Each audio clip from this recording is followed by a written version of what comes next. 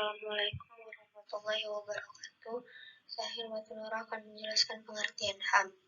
Hak asasi ialah hak-hak dasar atau pokok yang dibawa manusia sejak lahir sebagai anugerah dari Tuhan Yang Maha Esa. Hak-hak itu antara lain hak hidup, hak kebebasan, dan hak kesamaan. Hak asasi manusia bersifat universal, artinya berlaku di mana saja dan untuk siapa saja dan tidak dapat diambil oleh siapapun. Hak ini dibutuhkan manusia selain untuk melindungi diri dan martabat kemanusiaannya, juga digunakan sebagai landasan moral dalam bergaul atau berhubungan dengan sesama manusia. Hak asasi manusia di Indonesia bersumber dan bermuara pada Pancasila, yang artinya hak asasi manusia mendapat jaminan kuat dari falsafah bangsa yakni Pancasila. Bagi bangsa Indonesia, melaksanakan hak asasi manusia bukan berarti melaksanakan sebebas-bebasnya, melainkan harus memperhatikan ketentuan-ketentuan yang terkandung dalam pandangan hidup bangsa Indonesia yaitu Pancasila. Selanjutnya saya akan menjelaskan sejarah HAM. Hak asasi adalah hak yang dimiliki manusia yang telah diperoleh dan dibawanya bersamaan dengan kelahiran atau kehadirannya di dalam kehidupan masyarakat. Berawal dari dua perang besar di dunia, atau Perang Dunia Pertama dan Perang Dunia Kedua, timbul keinginan untuk merumuskan hak-hak asasi manusia di dalam naskah internasional. Usaha ini pada tahun 1948 berhasil dengan diterimanya Universal Declaration of Human Rights atau pernyataan sedunia tentang hak-hak asasi manusia oleh negara-negara yang tergabung dalam PBB. Pada abad ke-20, hak-hak politik ini dianggap kurang sempurna dan mulailah dicetuskan beberapa hak lain yang lebih luas ruang lingkupnya.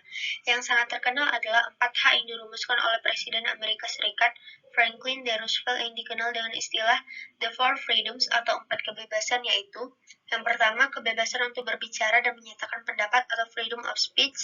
Yang kedua, kebebasan beragama atau freedom of religion. Yang ketiga, kebebasan dari ketakutan atau freedom from fear. Yang keempat, kebebasan dari kemelaratan atau freedom from want. Sejalan dengan pemikiran itu, maka Komisi Hak-Hak Asasi Manusia atau Commission of Human Rights yang pada tahun 1946 didirikan oleh PBB menetapkan secara terperinci beberapa hak ekonomi dan sosial, di samping hak-hak politik. Pada tahun 1948, hasil pekerjaan komisi ini, pernyataan sedunia tentang hak-hak asasi manusia atau Universal Declaration of Human Rights diterima secara aklamasi oleh negara-negara yang tergabung dalam PBB. Sekian dari penjelasan saya, terima kasih. Assalamualaikum warahmatullahi wabarakatuh. Perkenalkan, nama saya Laila Nur Saputri. Saya perwakilan dari kelompok 4 akan menjelaskan macam-macam HAM. Yang pertama, ada hak asasi pribadi atau personal right. Hak ini tercantum dalam Undang-Undang Dasar Pasal 28F, Pasal 28G ayat 1, Pasal 28H ayat 5, dan lain sebagainya. Pasal ini mencakup tentang kebebasan pribadi untuk menyatakan pendapat, kebebasan memeluk agama lain, dan lain sebagainya, yang menjadi hak bagi setiap pribadi atau insan. Dan yang kedua, ada hak asasi ekonomi atau property right. Hak asasi ini berhubungan dengan segala kegiatan perekonomian. Contohnya, melakukan transaksi jual-beli, sewa-menyewa, hutang pihutang, dan lain sebagainya. Dan yang ketiga, ada hak asasi hukum atau legal equality right. Hak ini memiliki kedudukan yang sama di depan hukum dan pemerintahan, yaitu hak yang berkaitan dengan kehidupan hukum dan pemerintahan. Contohnya, memiliki pembelaan hukum dalam sebuah peradilan. Dan yang keempat, ada hak asasi sosial budaya atau social and culture. Hak ini berhubungan dengan kehidupan bermasyarakat. Contohnya adalah hak memilih dan menentukan pendidikan, hak mendapatkan pengajaran untuk mengembangkan budaya yang sesuai dengan bakat dan minat masing-masing. Dan yang kelima, ada hak asasi politik atau political right, yaitu hak asasi yang berhubungan dengan kehidupan politik, hak ikut dalam pemerintahan, hak untuk memilih dan dipilih. Contohnya, hak untuk memilih dan dipilih dalam suatu pemilihan, hak untuk membuat partai politik atau organisasi politik lainnya. Dan yang terakhir, yang keenam, ada hak asasi peradilan atau procedural right. Hak ini untuk diperlakukan sama di peradilan tanpa adanya berat sebelah atau kecurangan atau memihak pada satu pihak. Contohnya, hak persamaan atas perlakuan, penggeledahan, dan penyelidikan di muka hukum. Assalamualaikum warahmatullahi wabarakatuh. Saya Nabila Felicia Srimi, perwakilan dari kelompok 4 akan menjelaskan materi kami tentang Gerakan Hak Asasi Manusia. Gerakan Hak Asasi Manusia bertujuan memperjuangkan hak asasi manusia. Gerakan ini mengacu pada gerakan sosial non-pemerintah yang bergerak dalam aktivisme yang berkaitan dengan masalah hak asasi manusia. Landasan gerakan hak asasi manusia global melibatkan perlawanan terhadap kolonialisme, imperialisme, perbudakan, rasisme, serta penindasan terhadap masyarakat adat. Prinsip kunci gerakan hak asasi manusia adalah daya tariknya pada universalitas, yaitu gagasan bahwa semua manusia harus berjuang dalam solidaritas untuk seperangkat kondisi dasar yang harus diikuti oleh semua. Lalu gerakan hak asasi manusia diantaranya, 1. Gerakan Renaissance yang terjadi pada abad ke-15, 2. Gerakan reformasi yang terjadi pada abad ke-16, ketiga Revolusi Amerika, dan keempat Revolusi Prancis.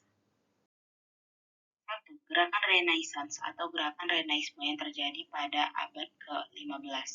Gerakan ini muncul di Eropa dan bertujuan mengunggah kembali kesadaran manusia akan martabat sebagai makhluk berakal. 2.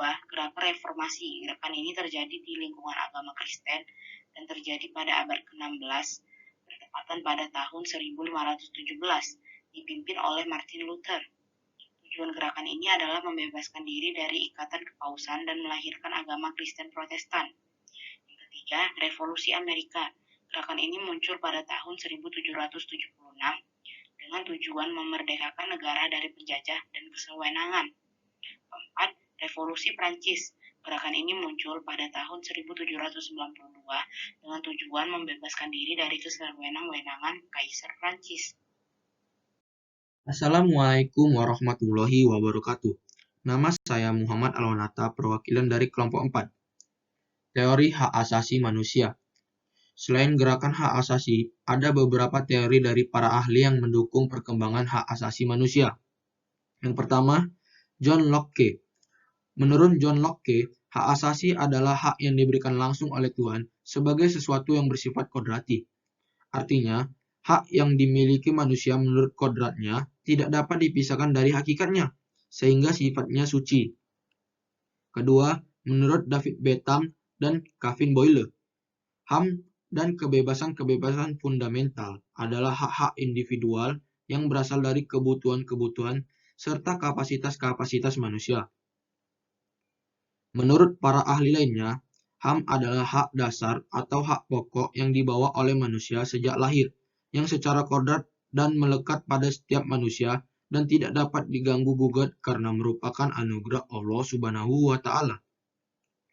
HAM itu juga adalah hak yang bersifat asasi, artinya hak-hak yang dimiliki oleh manusia berdasarkan kodratnya yang tidak dapat dipisahkan dari hakikatnya sehingga bersifat suci.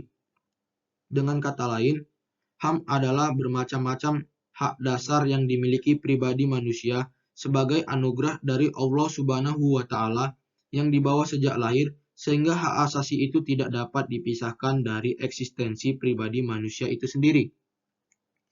Teori hak asasi manusia adalah sebagai berikut. Pertama, teori perjanjian masyarakat. Kedua, teori Trias Politica. Ketiga, teori kedaulatan rakyat. Keempat, teori negara hukum. Pertama, teori perjanjian masyarakat. Teori ini dikemukakan oleh John Locke.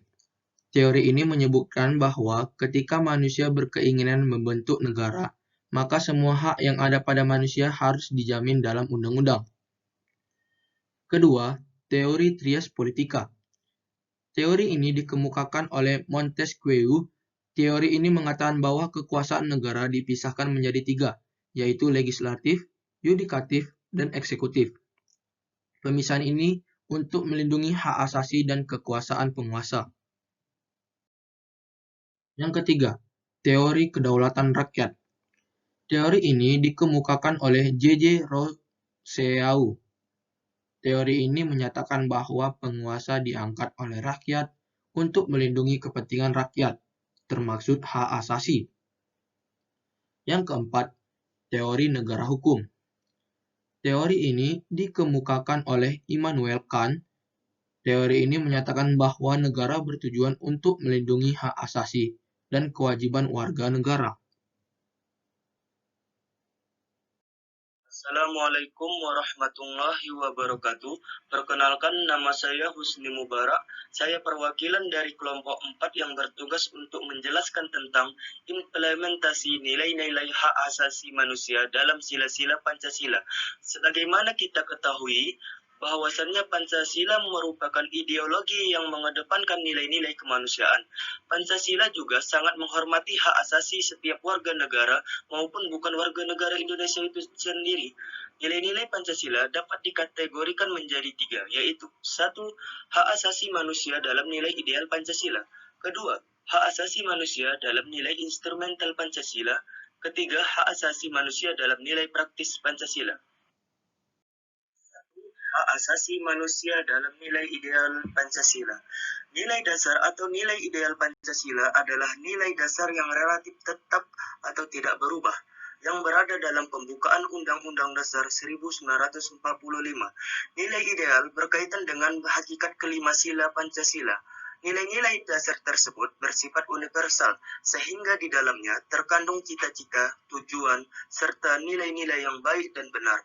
Hubungan antara hak asasi manusia dengan Pancasila dapat dijabarkan secara singkat sebagai berikut. 1. Dalam sila pertama, ketuhanan yang Maha Esa menjamin hak kemerdekaan untuk memeluk agama, melaksanakan ibadah, dan menghormati perbedaan agama. 2. Dalam sila kedua, kemanusiaan yang adil dan beradab menempatkan setiap warga negara pada kedudukan yang sama dalam hukum serta memiliki kewajiban dan hak-hak yang sama untuk mendapatkan jaminan dan perlindungan hukum. Ketiga, dalam sila ketiga, Persatuan Indonesia mengamanatkan adanya unsur pemersatu di antara warga negara dengan semangat rela berkorban dan menempatkan kepentingan bangsa dan negara di atas kepentingan pribadi atau golongan. 4. Dalam sila keempat, kerakyatan yang dipimpin oleh hikmat kebijaksanaan dalam permusyawaratan atau perwakilan dicerminkan dalam kehidupan pemerintahan, bernegara, dan bermasyarakat yang demokratis. Kelima, dalam sila kelima, keadilan sosial bagi seluruh rakyat Indonesia mengakui hak milik dan jaminan sosial secara perorangan yang dilindungi oleh negara serta berhak mendapatkan pekerjaan dan perlindungan. 2. Hak asasi manusia dalam nilai instrumental Pancasila. Sebagaimana kita ketahui, nilai instrumental merupakan penjabaran dari nilai-nilai dasar yang sifatnya lebih khusus. Nilai instrumental merupakan pedoman pelaksanaan kelima sila Pancasila. Pada umumnya, berbentuk ketentuan-ketentuan konstitusional mulai dari Undang-Undang Dasar sampai dengan peraturan daerah. Peraturan perundang-undangan yang menjamin HAM yaitu 1.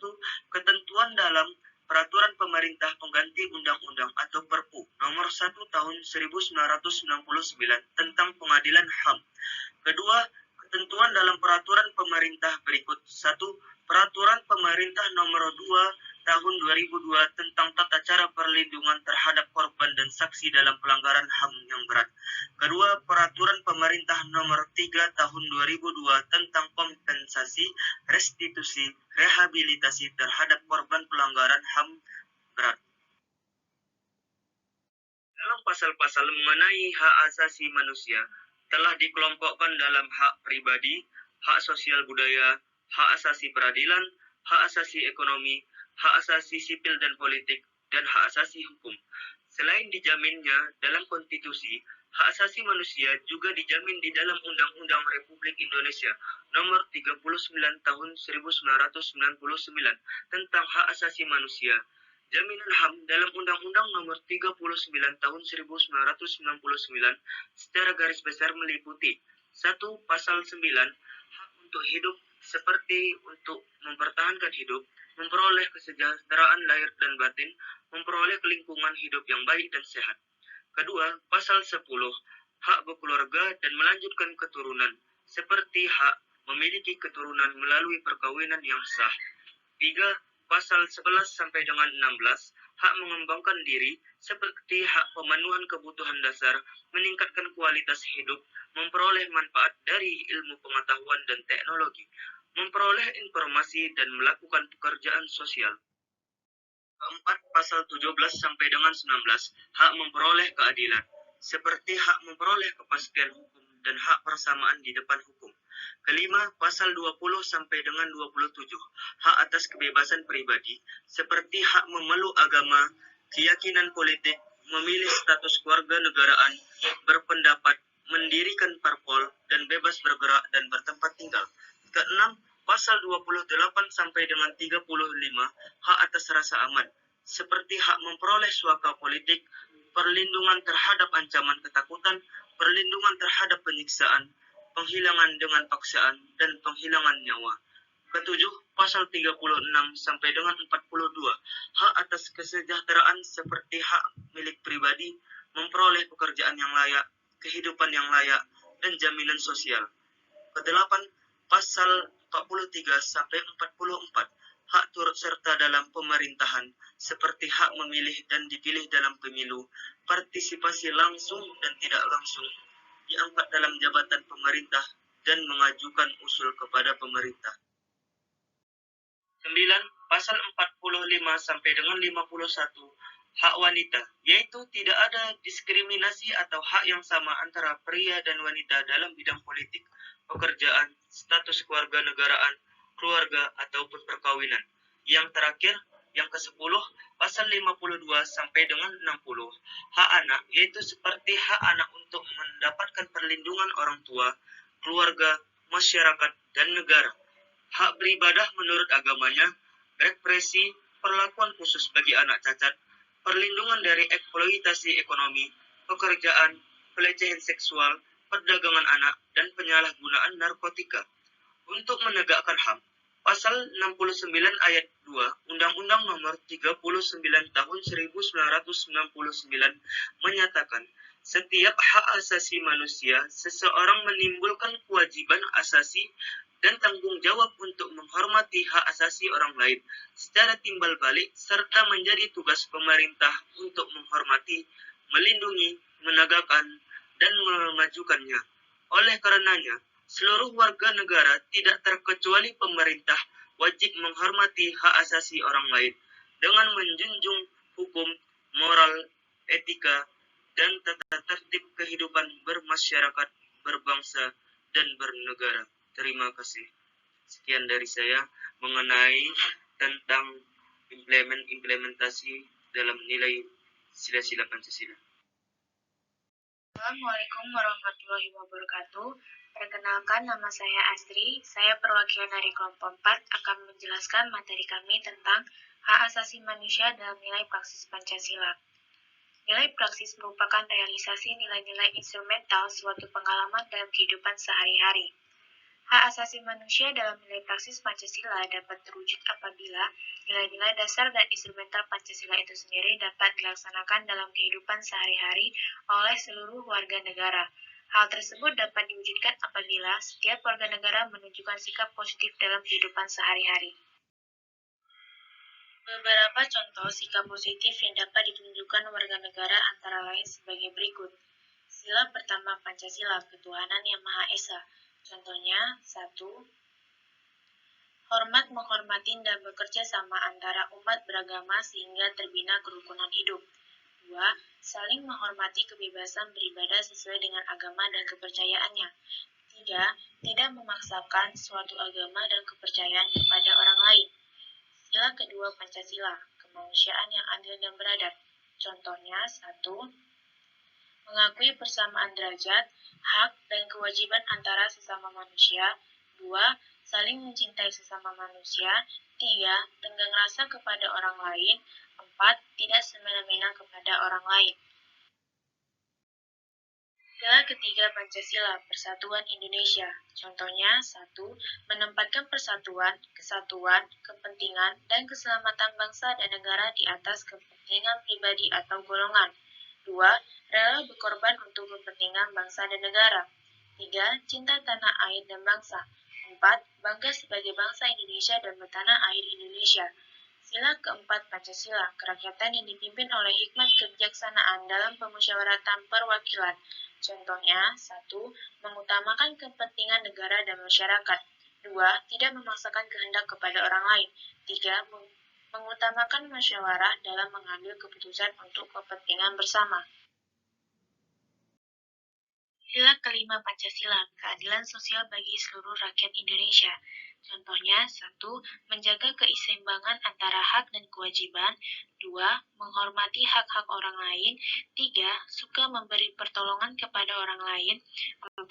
Menjauhi sikap pemerasan kepada orang lain. 5. Menjauhi sifat boros dan gaya hidup mewah.